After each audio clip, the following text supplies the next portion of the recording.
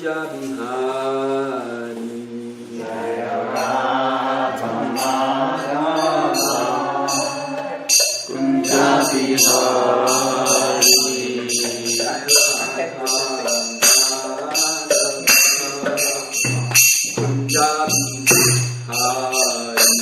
Jaya Radha Madhava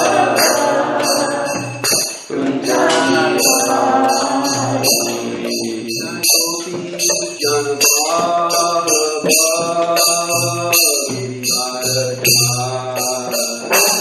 Jaya Gopi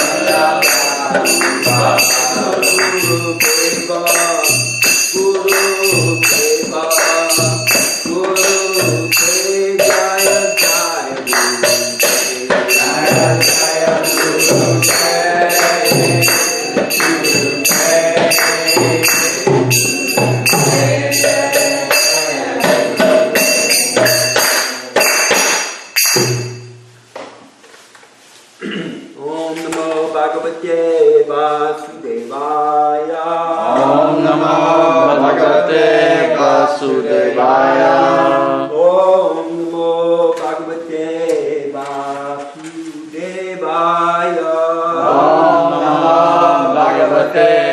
Vasudevaya.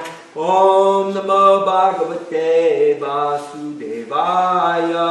Om Namo Bhagavate Vasudevaya. Narayanam Namaskritya. Narayanam Namaskritya. Naram Chaiva Narottamam. Naram Chaiva Narottamam. Devim Saraswatim Vyasam. Devim Saraswatim Vyasam. Tato Jaya Mudirayet. Tato Jaya Mudirayet. Srimad Bhagavatam, Canto 1, Chapter 14, The Disappearance of Lord Krishna. And Fancy. number 12, yes. Probably the mic is not on. It's on now? Yeah. Alrighty, let's do the word for word, and then we'll do the whole sloka. Siva, Esha, Udyantam, Hadityam, Abi, Arauti, Anala, Anana, Mam, Anga, Sadamejaha, Adyam, Abhirebati, Abhiruvat, Sivai Sojantam Adityam,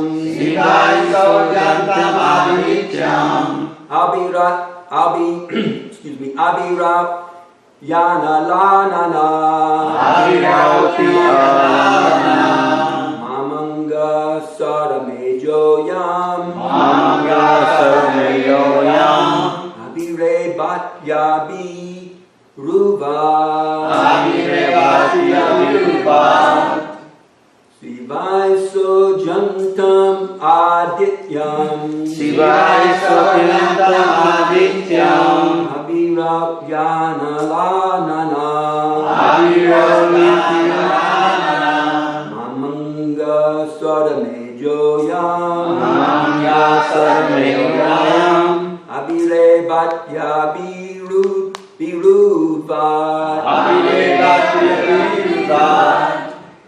Sivai Sojantam Adityam, Abhirat Yana Lanana, Mamanga Saramejoyam, Abhire Bhatya Biruvat, Sivai Sodyantamadityam, Abhiroti Analanana, Mamanga Sarneyoyam, Abhirebati Abhiruvat,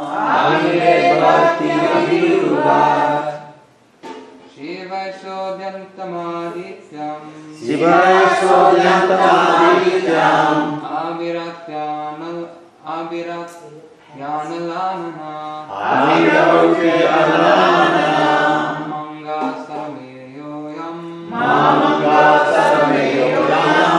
Abire Bhatya Biruvat,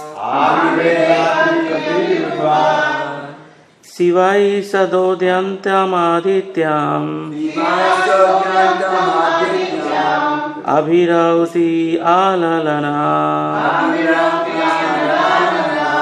Mamanga Sarameyoyam,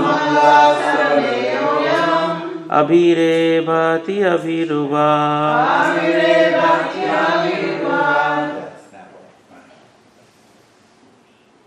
Ladies? Sivai Sodyantamadityam, Abhirati Analanana, Amanga Sarameyoyam,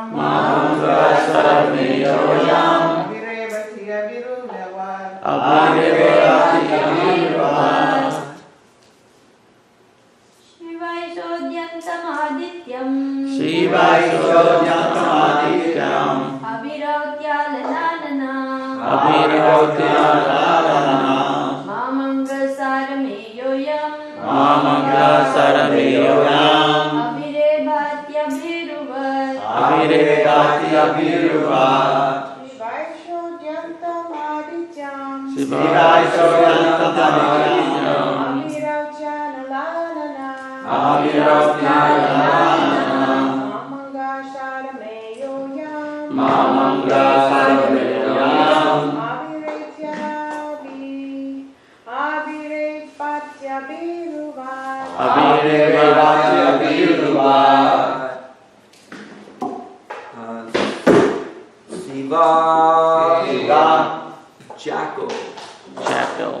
Esha, Esha, this, this, Ujantam, Ujantam, rising, rising, Adityam, Adityam, unto the sun, unto the sun, Abi, Abi, towards, towards, Rauti, Rati, crying, sky, Anala, Anala, fire, fire, Anana, Anana, face, face, Mam, Mom, unto me, unto me, Anga, Anga, Obima, Obima.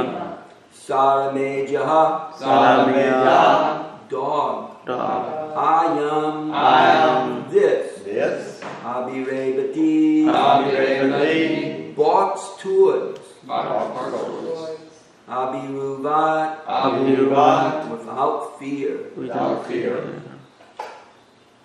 Translation, just see, O Bhima, how the she-jackal cries at the rising sun and vomits fire, and how the dog barks at me fearlessly. Please repeat. Just see, O Bhima, Just see, O Bhima, how the she-jackal cries how the she-jackal cries at the rising sun at the rising sun, and vomits fire, And vomits fire, and how the dog barks at me and how the dog barks at me fearlessly. fearlessly. Srila Prabhupada's little purport here. Gotcha. These are some bad omens indicating something undesirable in the near future.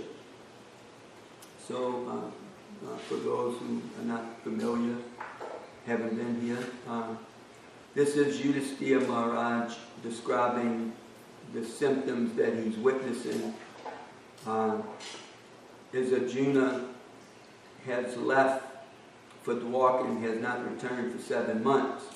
And Yudhisthira Maharaj is in a little bit of anxiety why he hasn't heard from him. And he's witnessing these symptoms and describing them.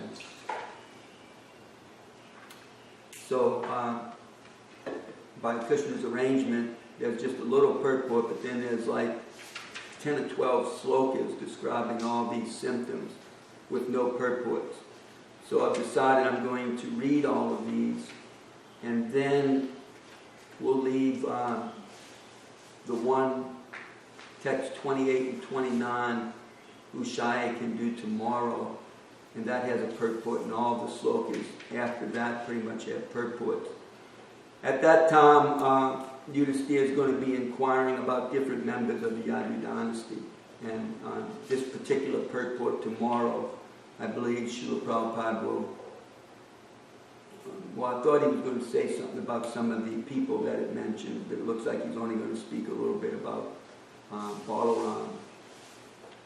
So, let me go ahead with these bad omens that are manifesting. Try to understand the times are changing, just like when we witness the fall changing to winter. And, it can, fall can be pretty nice, but then all of a sudden if you get a early winter blast, you start to feel the effects that winter is coming.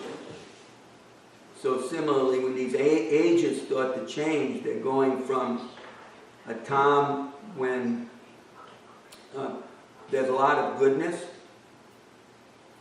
and people's lives are long and their memories are strong and their health is good, and basically government is good, and there's little crime, and for the most part the earth is you could say serene, or it's all being managed in a very good way. But with the age change, it's going to become just the opposite, just like from fall to winter. Thinking of a bad winter, like last year, real bad winter. And, you're having a nice fall, but then you have this bad winter coming. Pipes breaking, heat being knocked out, people shivering in cold, having to find out where many people will sleep for the night, cars having accidents, roads messed up, people having a hard time getting to work, children to school, all sorts of problems. So this age is similar like that, but it's not a season, it's an age. So in this age, instead of it being good, it actually becomes bad. And corruption becomes the norm. And crime becomes the norm. And having to worry about thievery and all sorts of abuse. People are constantly being plagued by not just burglary, but violent crime.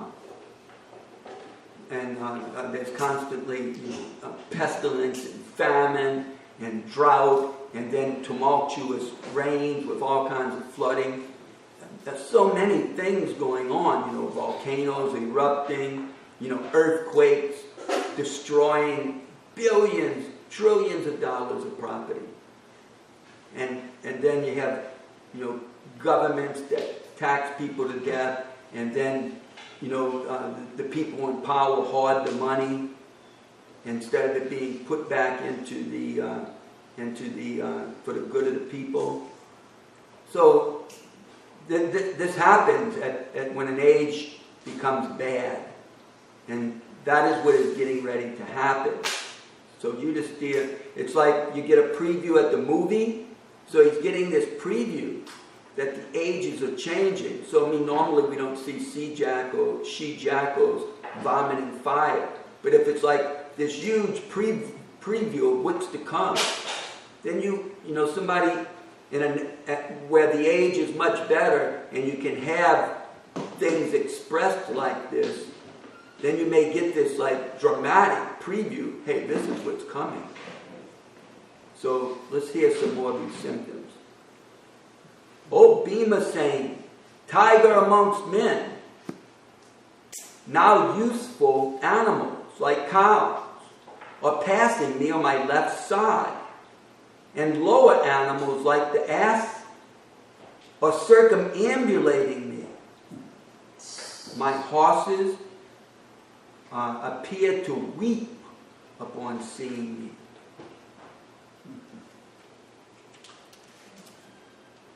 Just see, this pigeon is like a messenger of death. The shrieks of the owls and their rival crows make my heart tremble. It appears that they want to make a void of the whole universe. Just see how the smoke encircles the sky. It appears that the earth and mountains are throbbing. Just hear the cloudless thunder and see the bolts from the blue. The wind blows violently, blasting dust everywhere and creating darkness. Clouds are raining everywhere with bloody disasters. The rays of the sun are declining, and the stars appear to be fighting amongst themselves. Confused living entities appear to be ablaze and weeping. Rivers, tributaries, ponds, reservoirs, and the mine are all perturbed. Butter no longer ignites fire. what is this extraordinary time? What is going to happen? The caves do not, the calves do not suck the tits of the cows, nor do the cows give milk. They are standing, crying, tears in their eyes, and the bulls take no pleasure in the pasturing grounds. This is perhaps the most explicit, because if we can consider that it's like a preview, the cows, if they are getting this intuition, seeing what their future ancestors are going to be suffering, then you can imagine, yes, they would be standing there crying.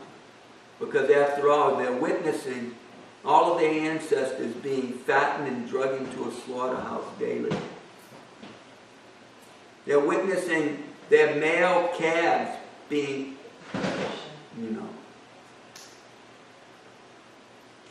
where the male can't even live. Males are not allowed to live unless you're the big bull. And then they take you off as soon as your semen is not strong enough to produce a calf. What to speak of all the other abuses. Certainly they would be standing there crying if they got a preview of these things. Wait till you hear the next one. The deities seem to be crying in the temple, lamenting and perspiring. They seem about to leave. All the cities, villages, towns, gardens, mines, and hermitages are now devoid of beauty and bereft of all happiness. I do not know what sort of calamities are now awaiting us. Certainly that's so true. Because of Lord Chaitanya's movement and Srila Prabhupada's continuation of that holy movement, the deities may be smiling now, but seeing how they would be drug out the temples and ground to fine pieces and spread on the steps for pilgrims to walk on. Certainly they would be crying when people no longer thought they had a use for them and would simply pray to some impersonal God that no one can see or dare draw a picture of.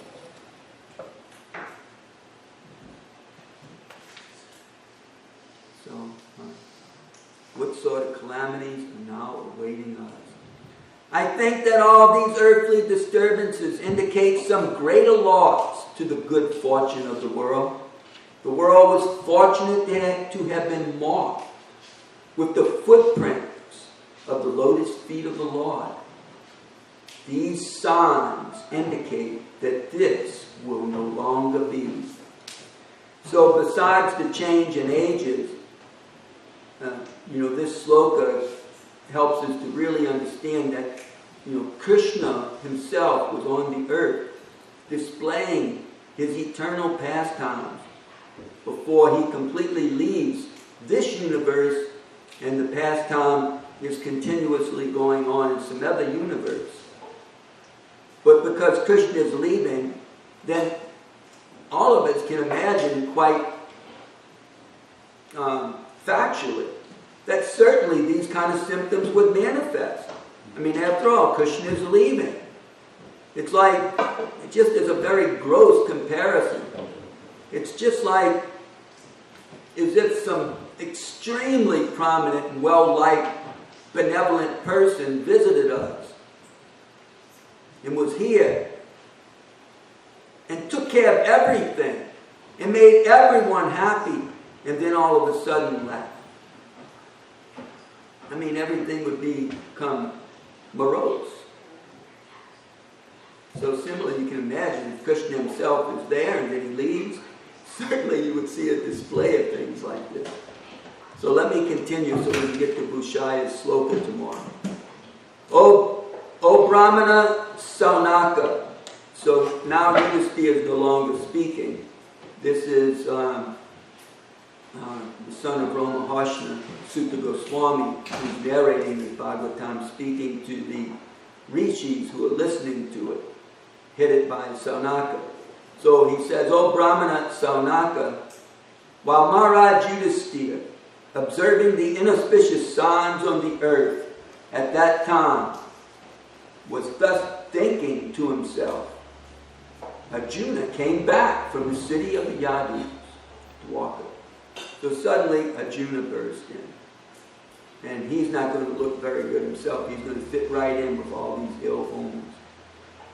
When he bowed at his feet, the king saw that his dejection was unprecedented. His head was down, and tears blotted from his lotus eyes. Seeing Arjuna pale due to heartfelt anxieties, the king, remembering the indications of the sage Narada, questioned him in the midst of friends. Maharaj Yudhisthira said, "My dear brother, please tell me whether our friends and relatives, such as Madhu, Bhoja, Dasoha, Arha, Savata, Andaka, and the members of the Yadu family are all passing their days in happiness." Little does he know. Text 26. "Is my respectable grandfather Surasen in a happy mood? And are my maternal uncle Vasudeva and his younger brothers, all doing well?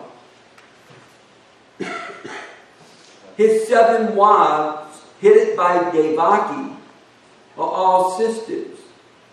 Are they and their sons and daughters-in-law all happy?" And tomorrow it will continue in this vein.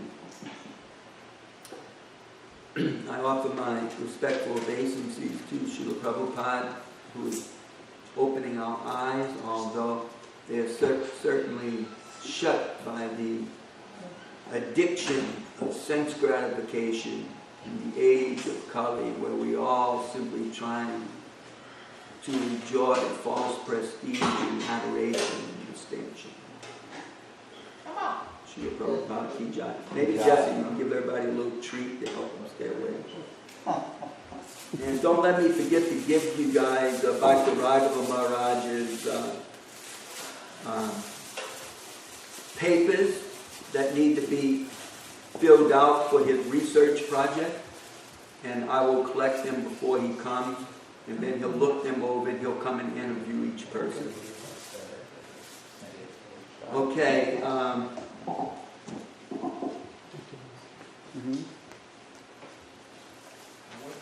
So we've had a glimpse of what is being described here happening. There was a nice culture, Vedic culture, that existed around the world, Krishna culture.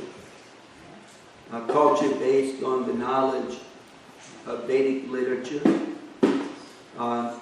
Is a good example of the difference between the ages. In the prior age, none of it had to be written. The guru would simply speak the Veda, and his disciples would listen and hear, and they would remember.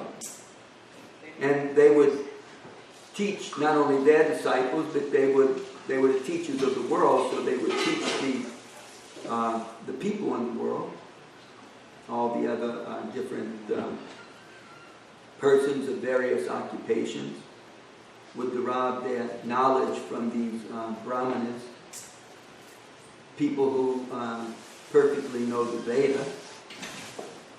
So in that way, life went on according to the Vedic knowledge. With the change of ages, Vedic knowledge is obliterated, and you have various philosophies and religious cultures developed based upon generally some prophets and people sent to teach piety within human society, just to try to save it from tremendous amount of warfare and crime and lack of government. So that certainly happened. There was actually a glimpse of all of that happening. We had, for example, it's well known how the Mongolian tribes came together under Genghis Khan and plundered China and all of the Middle East. The Islamic Empire, practically speaking, at almost its height, was plundered by someone considered a barbarian. He had no religious culture. He had a culture of tribal warfare, somewhat like you see to some extent in Afghanistan today, where there are different tribes on that border between India and Afghanistan, and they've always fought. Very powerful tribal people that live there. They've always fought with whoever came into the area. So these tribal people, they all came together and they plundered the Islamic Empire. They raped the Chinese dynasty in power at that time. And they even came into southern Europe and into Russia. What's that big capital of the Ukraine? Kyiv, I believe it's pronounced. Kiev. They set up their post there. Then it only lasted for, when Genghis Khan died, he was such a fierce militia warrior. He actually died on his horse while simply going to the next battleground. He was wounded then?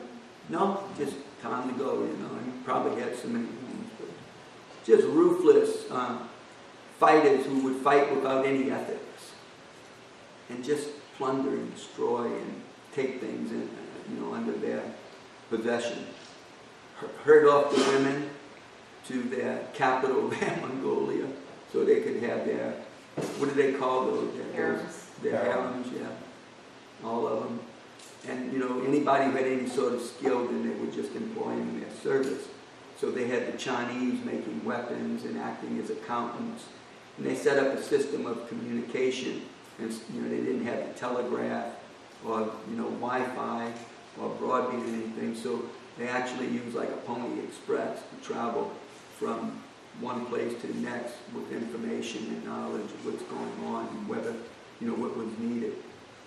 So when he died, then it divided up amongst the sons, and eventually the same clan of people came in and created the Mughal Empire in India as they continued the rape of Vedic civilization there, which suffered for 800 years under Islamic Jihad.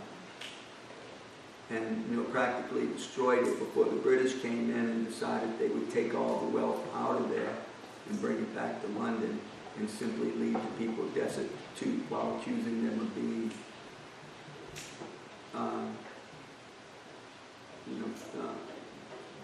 sort of like Aborigines, but somewhat different, people who simply believed in false gods and pagan, sort of pagan type of people, So in that way, Vedic civilization was practically completely destroyed. But in the midst of all this, to give a little relief to people, because these ages go on for very long times. And actually, this bad age is actually a very short time in the eyes of eternity. Generally, things are pretty good. But they do have this bad age. And it's a short time, but from our estimation, it would seem rather long. And so the Lord wants to give a little ease, help the people out as much as he can. So he makes an appearance. And for 15,000 years, according to the prophecies, will create some relief in this bad time. So he appeared in the midst of the Islamic Jihad and created his Sankirtan movement. And fearlessly chanted the holy names of Krishna, which was, made him a criminal. I mean, literally made him a criminal. Just the kind of thing you get locked up and tortured for until, you die. And probably your family members go with you, just to set an example, that you do not chant, any false gods' names. Only the name of Allah. That, that particular pronunciation of God, only that can be pronounced. I mean, people become so secular and so fanatical that, only the God in my church is supreme, and consequently all others have to suffer. So Lord Chaitanya makes his appearance, and he teaches this chanting of Hare Krishna Mahamantra is a very simple way to combat and to gain relief from all the terrible disadvantages of this age. To the extent that the Srimad Bhagavatam declares that it's the one good quality of this age, that simply by chanting Krishna's name, one can get absolute benefit. We can be relieved while living here, and at the same time we can completely transcend this cycle of birth and death that we are all having to undergo due to these crazy desires, due to these crazy attachments. We all want to come back and compete again. Next time I'll be better off. Next time it's me who's going to be the champion. Next time I'm going to really, save my money and do things properly. Everybody's constantly coming back because of the attachments that haunt us, that we are so attached to. So what can Providence do? What can the laws of nature do when we're demanding, with our minute independence, our freedom to choose what we want? And if we want to come back, then that's what obligates our reappearance in this world. So people are constantly undergoing this cycle of birth and death simply by their own desire. And it's impossible to change that desire unless somehow or other, we get a spiritual experience or a higher experience, an experience that transcends it. And so that is what Lord Chaitanya comes to give, an experience that transcends it. And he gives it in the form of Krishna's name. That just by chanting Krishna's name, that Krishna is so transcendental and absolute that there is no difference between the name of Krishna and Krishna. Krishna is the same as his name. So by chanting that name, then one can gain some faith in Krishna and can begin to actually hear his pastimes with some conviction rather than a sort of fault-finding mentality whereby, we think it's all just story tales, and that, we put our faith in, what modern scientists tell us, basically the whole caveman theory, and that there was no great civilizations prior than recorded history. It's funny how recorded history begun when the ages changed and no longer could people remember, and Vyasadeva became the first writer. And just last week, some popular American writer passed away who had written like 30 books and was a very famous writer. I can't remember his name, but in the literary world, he was a modern famous writer, made a living, a very good living, actually publishing books. So he passed away, but he is just a fig. The very first writer was Vyasadeva. Because in this age, things need to be written because people just can't remember. I mean, if we had to remember everything we'd hear, our minds would be completely confused. We need things written. That's why they have contracts and even constitutions and, all the, previous cases and courts and the judicial system are all written down so that they can be referred to. You can go back and see them. This is what happened. It was recorded. Because people, we don't have the capability. So Vyasadeva was the very first writer, and that was about 5,000 years ago. And the very first writing that they take, and they don't take Vedic knowledge because that's too much. It's too much to believe that that was actually written in Sanskrit. They do some gymnastics to try to push its date back further and say that it was all developed. And, they make their claims that the hieroglyphics and what they call it, Cuneiform. Yeah, that was in one of those empires. Sumerians. And all that was about 5,000 years ago when things started to be written down. And they don't, as far as what was before that, they try to tell us, that's when people, before that they just gathered and hunted, and then they would, they learned to farm. And way before that, it was just cavemen, who, again, were throwing stones and had, some sort of rude weapons. And, they won't give any credence that there was a greater civilization. They're forced to do it up to 5,000 years ago because of the written word and because of pyramids being there, various other things that, they try to put some calculation of time on. And so that's, basically people having faith in that paradigm. But we don't, even if people want to believe that, all right, fine and dandy. But the fact of the matter is that there's a lot of difficulties in our modern world because basically people are having all sorts of identification crises and psychological problems, mental health issues, what to speak of all the physical problems. Because there's something missing in the way modern people live. And they're trying to make changes. People are getting a grasp a little bit of the mode of goodness. A lot of people are starting to change their diets. They're starting to see people in a different way. At least religion teaches everyone is a child of God, despite all the siblings are fighting with one another.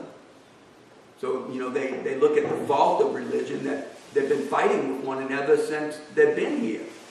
They think that, Judaism and Christianity and Islam, since they've been here, have been fighting with one another. So, but the fact of the matter is that at least theoretically they say that we're all children of God. And yes, we should see one another in that light. People are starting to maybe think like that. So, in the meantime, this Vedic science is coming back to life. It was almost completely buried. And then Bhaktivedanta Swami put it into the English language, brought it to the Western world. And all the other Vedic knowledge is also being translated and brought into our Western society without the bigotry of British translators who were politically motivated for the good of the empire. So in this way, the world is now getting a higher understanding of the self. That this thing of this self, commonly called the soul in our Western theology, it's given more understanding in Vedic knowledge. Exactly what is the soul, where does the soul live within the body, how does God exist in the body. So there's more light given on that subject matter. And people are starting to follow routines that help us to understand that soul, such as the yoga process. By following the yoga process, then one can think more clearly about the self as an anti-material substance and can start to make distinction between the self and the mind and the body. Whereas in our modern world, when people take the body and the mind to be synonymous with the self, then there's a lot of problems because the body always has problems. And the mind in this day and age always has problems. So that means I always have problems. And there seems to be no relief to it except through drugs, which give me more problems. And I can try to take them right, that's what you're supposed to do. But, it's highly documented that people take too much. And because a lot of times they're not feeling relief enough. So, only when we can understand there's a difference between this body and mind, and I have to learn to get control of it, just like I have to learn to get control of a horse if I'm a horse rider. If you don't get control of that horse will bully the rider around. If I can't control the machine that I'm utilizing, whether it be a car or a rototiller, then, I'm going to make a mess of something. So a person has to be able to control the machine or the draft animal that they're utilizing. So similarly, the same with the body. People have to be taught to control their body, not to enjoy the body. Because just by enjoying the body, we become more and more habituated to doing things that is making the body uncontrollable. How can I control the body when I keep filling it up with things that I think I'm enjoying? And I'm no longer enjoying, but I'm completely habituated to enjoying those things. People do this constantly in our modern world. The world is, just full of drug abuse, alcohol abuse, all sorts of abuse from one extreme to the next. And it's just because we don't know how to control our body and mind. We don't take it seriously. We think we are the body and mind. We're all just trying to enjoy. That's all. We just want to be happy. But we're taught this wrong method of happiness from the time we take our birth. Our parents were like that, and we're like that too. How does Mangalanandi sing? He sings it's really nice lyric that he utilizes, and it's not on the tip of my tongue, so I don't think I'll be able to bring it up. But it's maybe I can give a jest or something. It reminds me of I was bad and destined for some sort of gloomy thing, just like my kith and kin. So it's like that. Our parents, in my generation, our parents went through World War II. We went through the Cold War and various other little wars. Mangalana also sings, I was looking like a sacrificial lamb. If the draft number, my draft number was coming up. Because they just, you get sent off to war, and they even tolerate the drug abuse there, because, after all, just like previously in World War II, everybody smoked and looked for sex when you had some time off, because, heck, you didn't know if you were coming back tomorrow. Might as well try to enjoy while you can. It's pretty logical. You may die the next day. Have a little fun with your peers. All the officers are doing it. So similarly, they tolerated so much drug abuse in Vietnam. And no telling where else. How many wars have happened after that? You can't count them on one hand. That's just the ones in America. What about the rest of the world? People, poor civilians, have to constantly undergoing that, but they're no better than the other people. The citizens are as bad as the government leaders. But, we have a dawning of a new age. And, we see that people are starting to hold all sorts of people accountable. Just like the whole Me Too movement. All of a sudden, men are being held accountable. Like this guy who brought down the big movie guy. He was the big movie guy. All he did was just constantly abuse actresses. The guy who brought him down,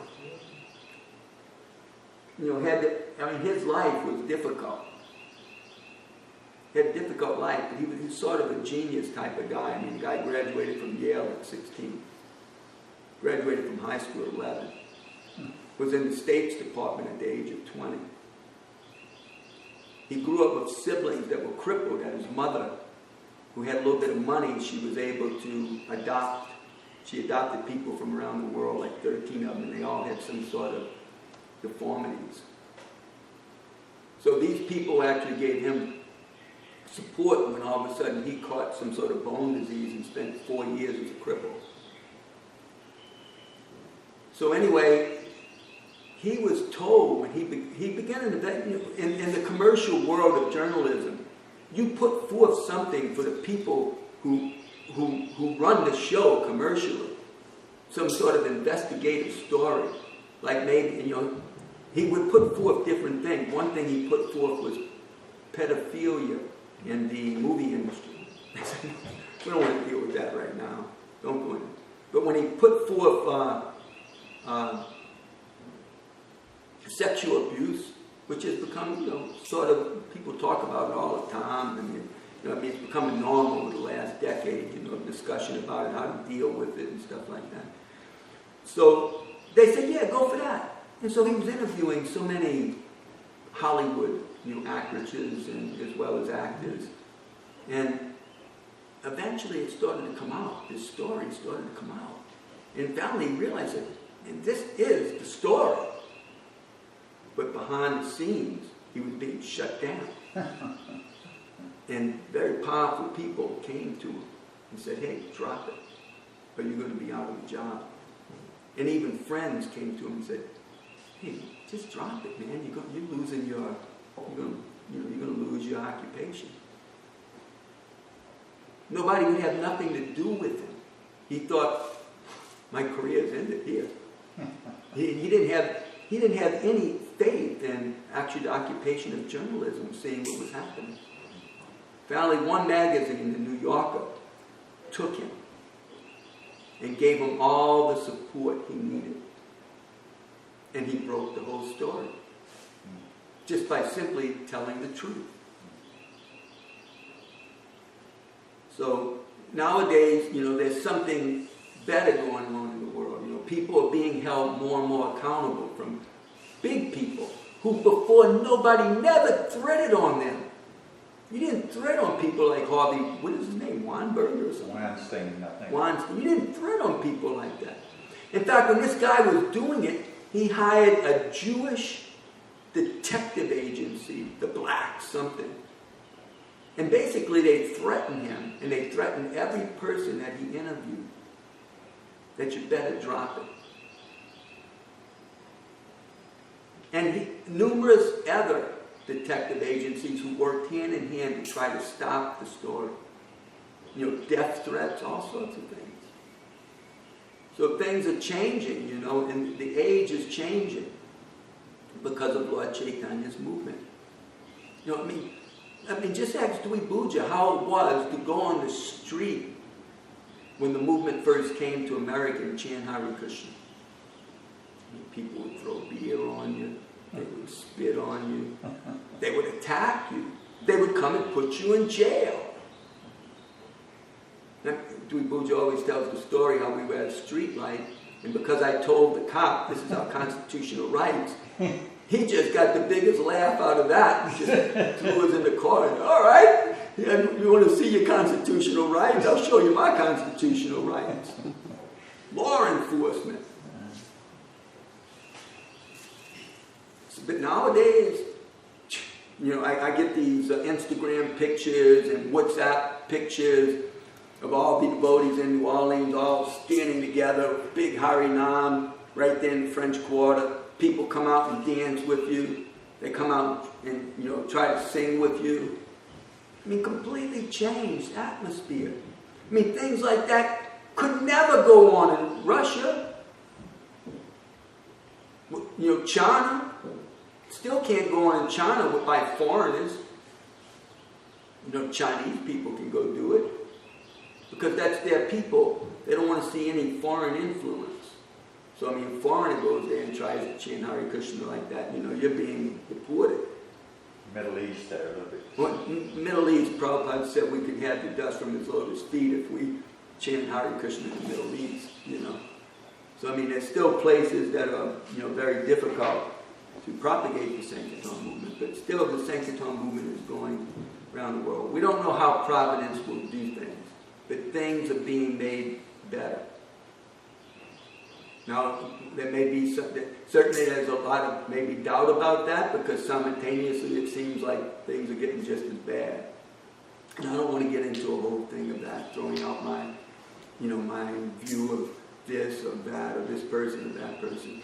But I mean, it's a fact that it's as bad as it is good in so many ways. But the good is coming up. I mean, there was never any thought. I mean, when Prabhupada, because of his writings, his teachings, it challenges the slaughter industry. Without him, being Peter, or people against the people for the ethical treatment of animals. He didn't have to become some sort of social activist from a sort of political perspective. He was a theologian or philosopher, a person disseminating Vedic knowledge, and he was simply presenting what the Vedic books present. And so, there's a case can be made against animal slaughter. But Prabhupada didn't want our movement simply to become the Peter of the world. Our movement was to simply spread the chanting of Hare Krishna. You could also say to show people how to live off the land and how to protect cows and all. But I mean, we don't get in people's faces and belittle them because of what they eat. Instead, we turn people on to, prasadam and becoming a devotee of God. We start with becoming a devotee of God, because it's only by Krishna's mercy that anyone becomes purified enough that they can make such a drastic change in diet. Otherwise, I mean, who can do things like that? I mean, it's impossible to do things like that. You grow up a certain way. All your connections, are like that. All your love is like that. Who can change anything like that? But by God's grace, things change. Even Bill Clinton became a vegan. I don't know if he still is. I mean, he's kind of fading out like all of us do. I mean, it seems like for the past decade of his life, he's become a vegan. Simply for health purposes. Generally, men change their diet for health purposes. Ladies, many times will do it for ethical reasons. Men, it doesn't bother them, the ethics about it.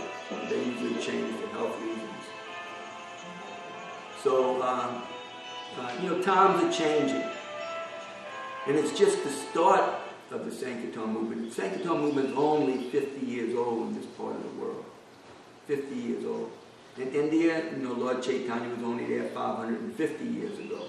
A little bit less than that. Lord Chaitanya's movement started about 550 years ago. So, things have grown tremendously in India because, you had a good sort of like a foundation.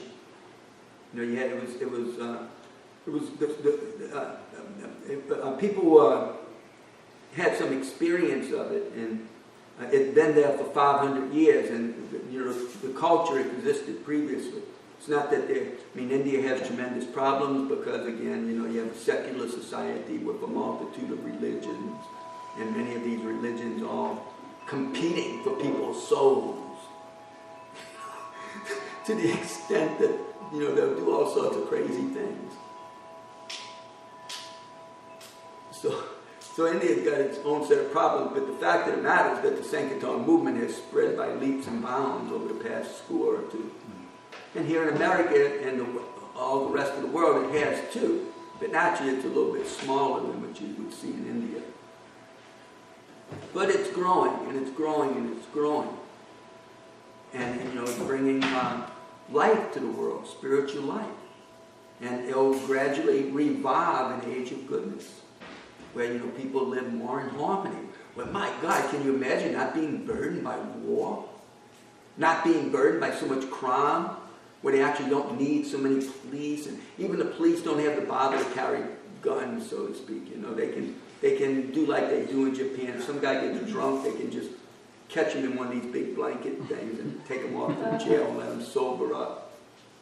You know, and tell his family and give him some sort of fine and make sure he gets back to work. You know, without having all of a sudden everything just going crazy and them having to shoot the guy because they're afraid of him. You know, so anyway, things will gradually get better. And we may not understand it, it may be completely mystical, but it's all happening by the power of Krishna's name and by people becoming devotees and chanting Krishna's name. We cannot understand that influence. That influence is so great that it's beyond our mind's capability to understand it. We may think we're doing nothing. We may even get bored doing it. But the power of just meditating by chanting Hare Krishna, whether it be loudly or softly, whether it be in song, or whether it be just murmuring the mantra, has tremendous influence to not only change our heart, but the vibration goes around the world and helps change the world. It's a sacrifice. It's just like in the days of yore when they would do these sacrifices to bring about something grand and great. It was by the performance of the sacrifice that something great could happen.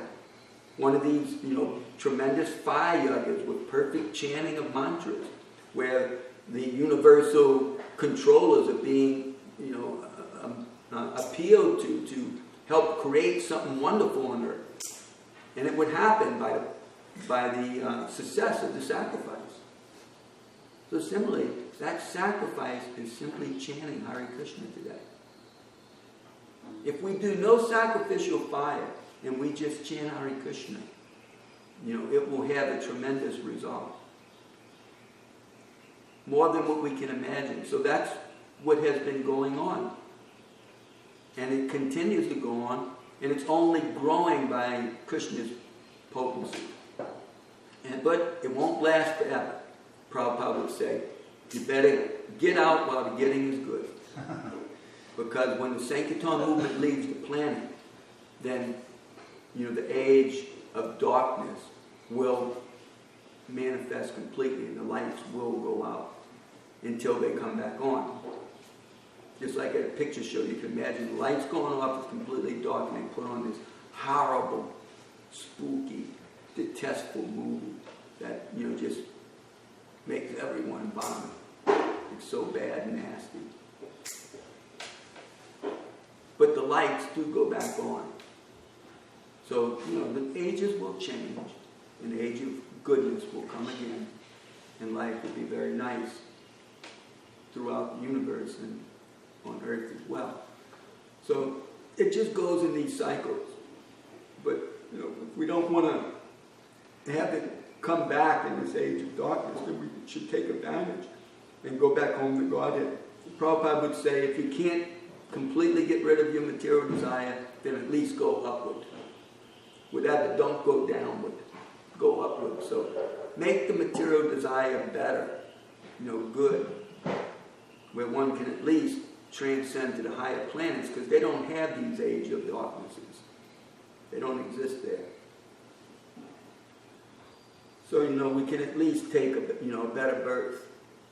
It's very dangerous to take birth in Kali Yuga, because, generally, one's a fruited worker, which means we're very attached to enjoying the results of our work, and we just constantly are competing with others like that, and it can get nasty. So it's getting late. I have to cut off. Obviously, somebody's trying to get hold of me here. So, Hare Krishna, Hare Rama. Hare Krishna.